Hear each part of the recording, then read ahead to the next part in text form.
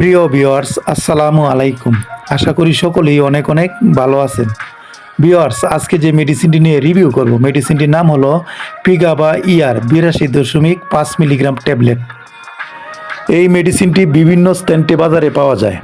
পিগাবা ইয়ার 82.5 milligram tablet, পিগাবা ইয়ার 165 milligram tablet, পিগাবা ইয়ার 330 milligram আকারে বাজারে পাওয়া যায়। এই ওষুধটির জেনেটিক নাম হলো পিগাবালিন। এই ওষুধটি বাজারজাত করেছে অপসনিন ফার্মাসিউটিক্যাল লিমিটেড। এই ওষুধটির কার্যকারিতা কি? ওষুধটির কার্যকারিতা মূলত বেতার চিকিৎসায় ব্যবহার করা হয়। বেতার চিকিৎসার জন্য একটি শক্তিশালী ঔষধ। তবে কী ধরনের বেতায় ব্যবহার করা হয় আসুন জেনে নেই। Neuropathic pain associate with diabetics, peripheral neuropathic, হাত এবং পায়ের ডিস্টানাল আস্তে আস্তে দুর্বল হয়ে আসে, নার্ভের অ্যাকশন কমে আসে, অবশ এর মতো হয়ে আসে, হাত পা জ্বালাপোড়া বা অবশ হয়ে যায়, অনুভূতি কমে যায়, এই ধরনের লক্ষণে এই ওষুধটিকে ব্যবহার করা হয়। এছাড়াও অ্যাংজাইটি হলো দুশ্চিন্তা, তাদের ক্ষেত্রে এই ওষুধটি ব্যবহার করা হয়। ফিব্রোমায়ালজিয়া হলো এক ধরনের সাইকোলজিক্যাল ডিজিজ। বিশেষ করে সমস্ত শরীরে ব্যথা করে, ঘুম কম হবে, অস্থিরতা। আরেকটি হলো পোস্ট হারপেটিক নিউরেলজিয়া, বিশেষ করে আংশিক খিঁচুনির ক্ষেত্রে এই ওষুধটিকে ব্যবহার করা হয়। এছাড়াও স্কিনে ফুসকুড়ির মতো হয়, তার সাথে সাথে জ্বর থাকে এবং শরীরে প্রচণ্ড জ্বালাপোড়া করে।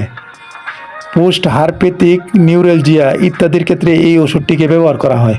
বিশেষ করে মৃগী রোগীদের ক্ষেত্রেও এই ওষুধটিকে ব্যবহার করা হয়। স্পাইনাল স্কট ইনজুরি, বিশেষ করে আঘাতজনিত কারণে মেরুদণ্ডের বিভিন্ন দিক সরে যায়, স্পাইনাল স্কটে চাপ পড়ে যায়।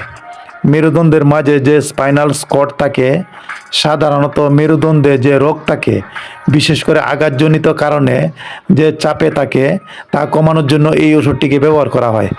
এই ওষুধটি খাবার পরে যে পার্শ্ব প্রতিক্রিয়াগুলো হয়, প্রচণ্ড মাথা ঘোরা, হাত পাও কাঁপে, চোখে ঝাপসা, খাবার গিলতে কষ্ট হয়, ওজন বেড়ে যেতে পারে, পায়ে পানি আসতে পারে, অস্বাভাবিক চিন্তা।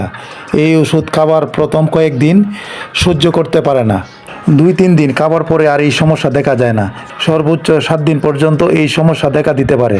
ডোজ বা সেবনবিধি: প্রাপ্তবয়স্করা প্রতিদিন পিগাবা ইয়ার 82.5 মিলিগ্রাম প্রতিদিন একটি করে ট্যাবলেট সেবন করতে হবে।